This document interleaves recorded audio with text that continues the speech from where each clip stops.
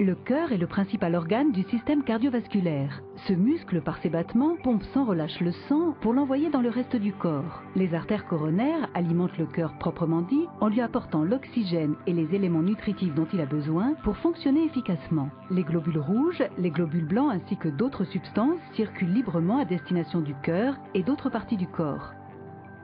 Chez une personne en bonne santé, les parois de l'artère sont lisses et d'épaisseur uniforme. Au fil du temps, toutefois, un niveau élevé de cholestérol circulant peut entraîner l'accumulation de dépôts de graisse appelés plaques.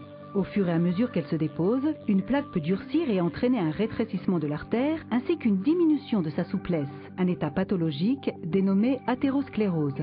Cet état pathologique est dénommé maladie coronarienne ou CAD dès lors que l'athérosclérose se développe dans les artères coronaires. Si la circulation du sang est gravement interrompue, un infarctus du myocarde peut se produire. Un infarctus du myocarde, ou IM, est une autre appellation de la crise cardiaque.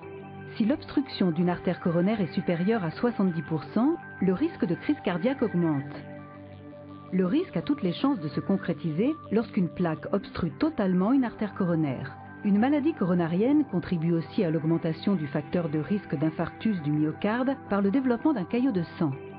Très souvent, il se forme une fissure au niveau du site d'accumulation de la plaque. Dans ce cas, le sang peut coaguler ou s'amalgamer sur le site de la fissure, ou un caillot de sang dénommé thrombus peut grossir jusqu'à ce qu'il bloque complètement le passage du sang.